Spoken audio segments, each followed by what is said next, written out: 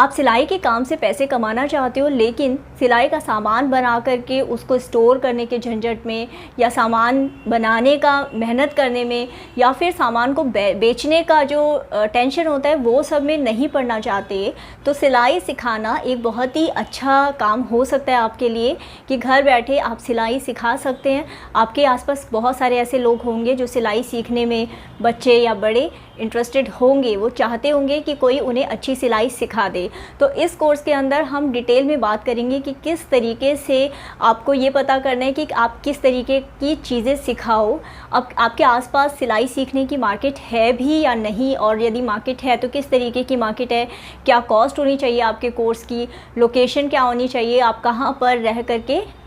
सिलाई सिखा सकते हो, क्योंकि क्या होता है कि आपने जिस तरीके से सिलाई सीखी या जिस तरीके से आप सिलाई कर रहे हो उसी तरीके से आप बिल्कुल सेम टू सेम वैसे ही आप सिलाई की क्लास नहीं करते। आपको थोड़ा स्ट्रक्चर बनाना पड़ता है, आपको सेटिंग करनी पड़ती है, आपको क्लास के हिसाब से रूल बनाने पड़ते हैं, पूरी मतलब आपको हिसाब लगाना पड़ता है कि किस तरीके से आपको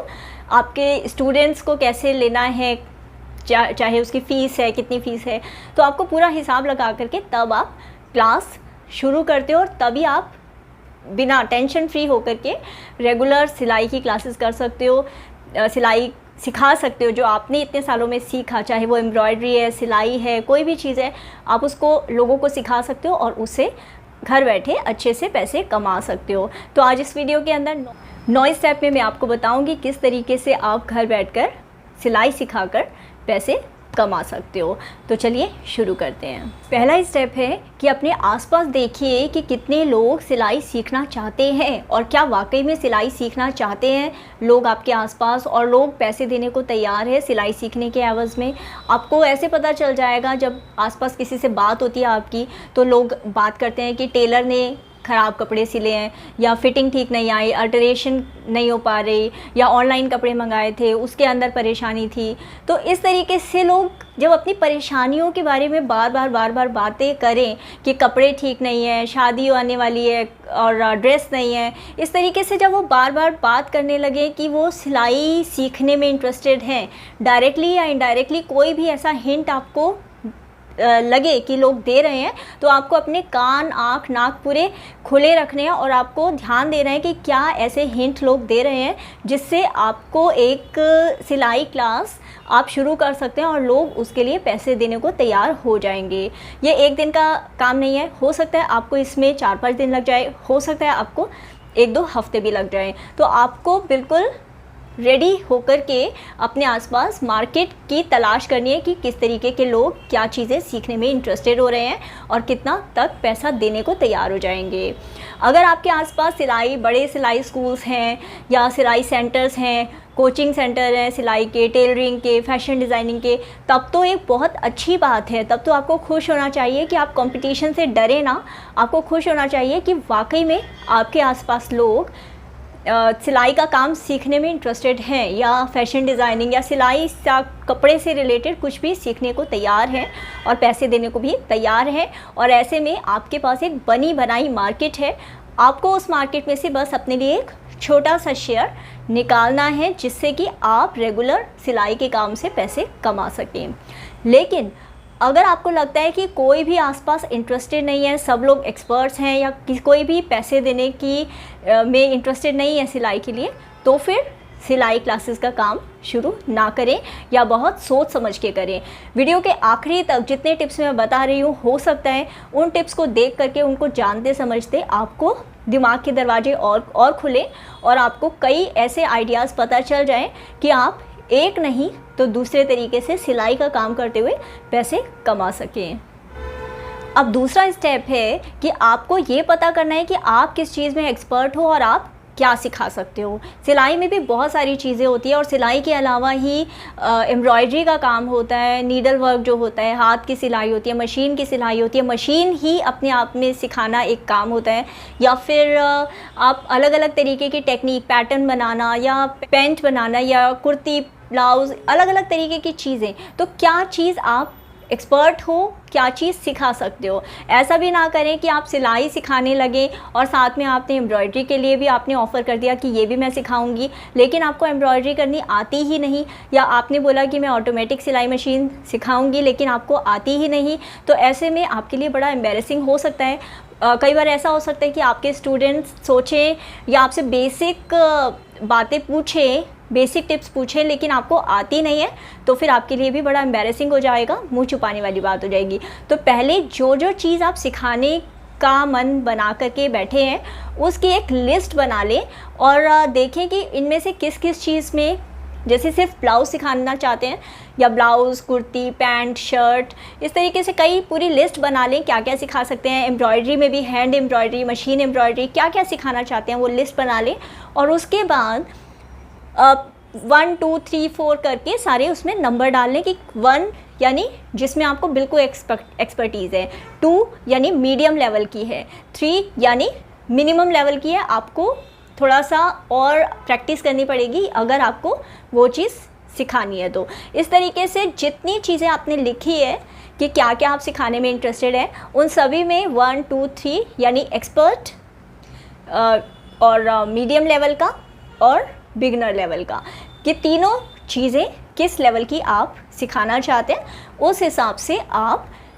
अपने कोर्स को ही, जो मैं बाद के स्टेप में आपको बताऊंगी, अपने कोर्स को उसी हिसाब से डिज़ाइन करेंगे। पर सबसे पहले अपनी एक्सपर्टीज़ को डिफ़ाइन करें, ये पता करें कि क्या क्या आप सिखा सकते हैं।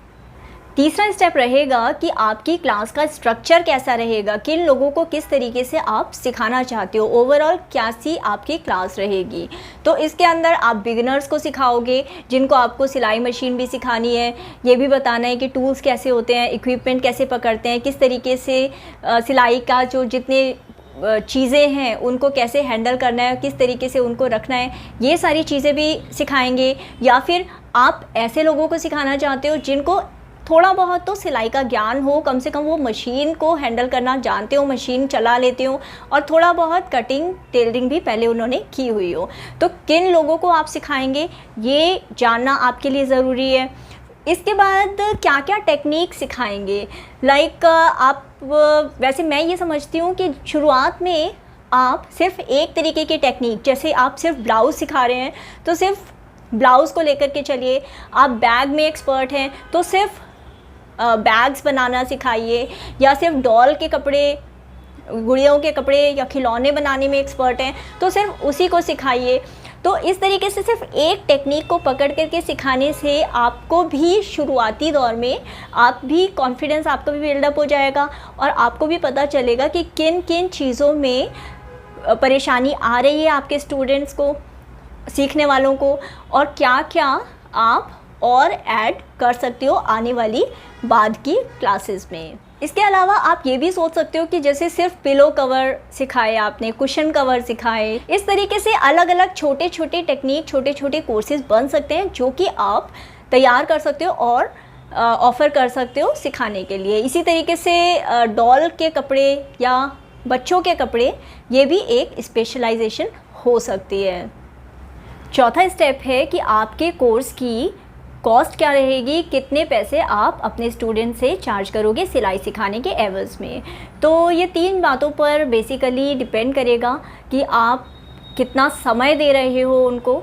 घंटे के हिसाब से सिखा रहे हो, हफ्ते के, महीने के, मतलब किस तरीके से, या प्रोजेक्ट बेस के हिसाब से सिखा रहे हो कि आपको बैग बनाना सिखाएंगे, इसके लिए आपको इतने पैसे देने हैं, या आपको 1 महीना सिखाएंगे या 6 महीने सिखाएंगे, उसके लिए आपको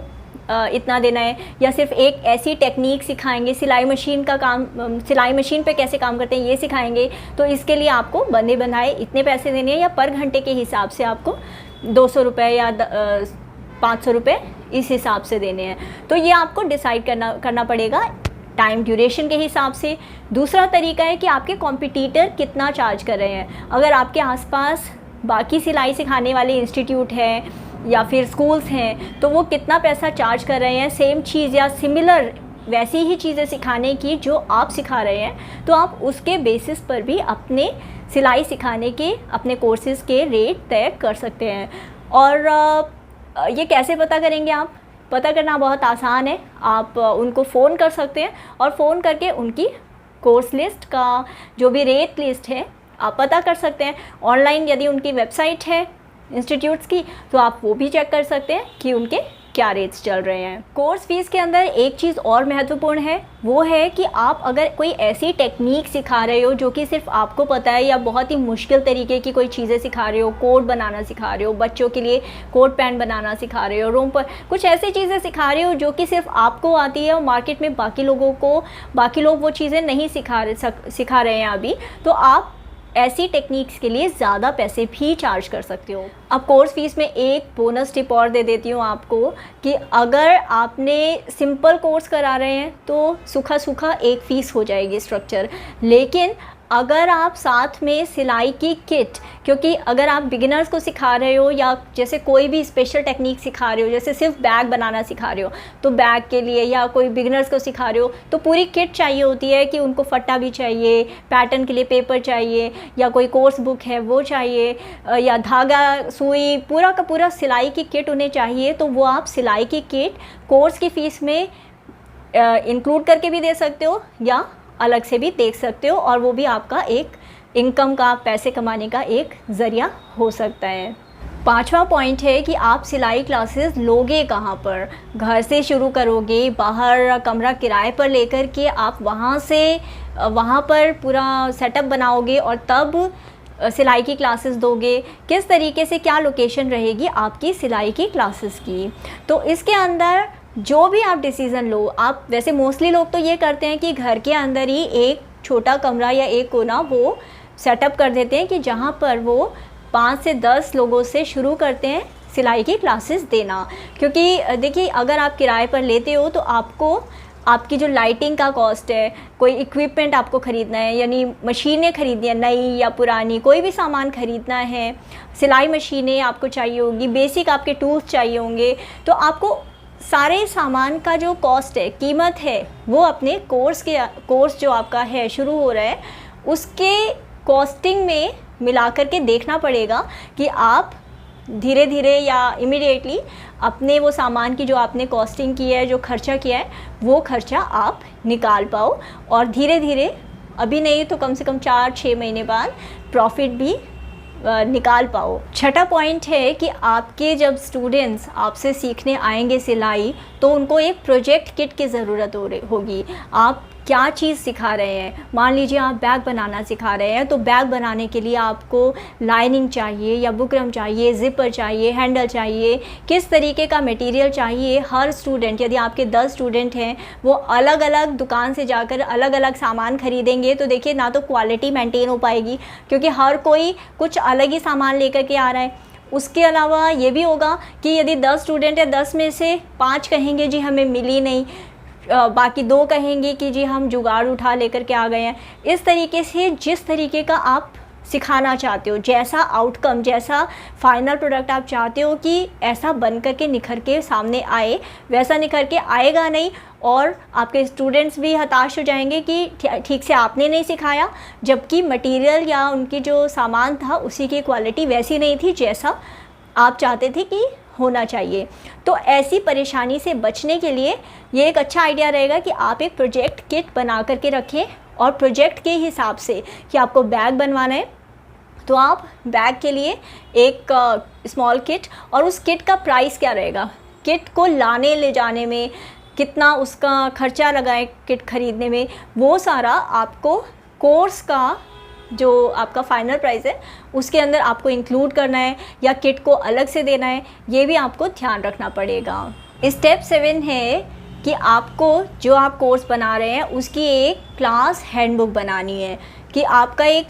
ऐसा तो हो नहीं सकता ना कि हर स्टूडेंट आपने जो कुछ पढ़ाया है हर समय उसको याद रहे। आज उसने कोर्स किया, बीच में वो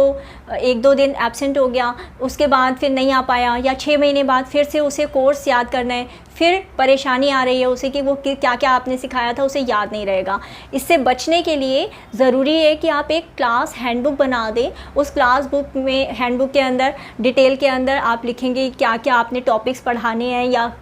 कोर्स के अंदर क्या क्या टॉपिक्स होंगे, किस तरीके से उसकी, यदि आप पिक्चर्स अच्छी सी एक्सप्लेन वाली करने वाली पिक्चर्स डाल सकें, ताकि जैसे आप सिखा रहे हैं बैग, तो बैग के अंदर मटेरियल क्या चाहिए, मेजरमेंट क्या रहेंगे, पैटर्न किस तरीके से बनेगा, इस तरीके से आप डिटेल में स्टेप बाय स्टेप आप उस हैंडबुक के अंदर डिटेल दे पाएँ। कपड़ा क्या इस्तेमाल किया गया है, टूल क्या इस्तेमाल किया गया है, मशीन की सिलाई का स्टिच लेंथ विड्थ किस तरीके से इस्तेमाल किया गया है, सुई का क्या नंबर रहेगा, ये सारी चीज़ें अगर आप हैंडबुक में लिख देंगे, डिटेल में लिख देंगे, तो आपके स्टूडेंट्स को काफ़ी आसानी होगी। बाद में भी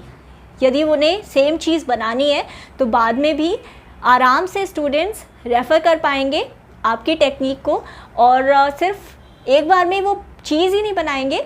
किसी और स्टूडेंट को उन्हें रेफ़र करना हुआ तो ज़रूर आपको रेफ़र करेंगे, और हैंडबुक के ऊपर आपका नाम, एड्रेस, जो भी आप सिखाते हैं, फ़ोन नंबर, उस सब का डिटेल भी होगा। तो ये आपकी एक प्रमोशन, इनडायरेक्टली एक प्रमोशन का भी काम करेगा कि जहाँ भी वो हैंडबुक जिसके पास भी जाएगी, जिसको भी जहाँ पर भी होगी, वहाँ आसपास वाले लोग भी आपके बारे में, आपकी सिलाई की क्लासेस के बारे में जान पाएंगे। 8वां पॉइंट है कि आपको अपनी क्लास के, जो सिलाई क्लास आप शुरू कर रहे हैं, उसके कुछ रूल्स बनाने होंगे। क्या होता है कि जब एक से ज़्यादा लोग एक कमरे में इकट्ठे होते हैं तो वो आपस में गुटबंदी करने लगते हैं, आपस में ग्रुप बनाने लगते हैं। अब आपका जो मकसद है उन्हें कुछ सिखाने का, सिलाई सिखाने का, और उनका मकसद है सिलाई सीखने का, वो दोनों मकसद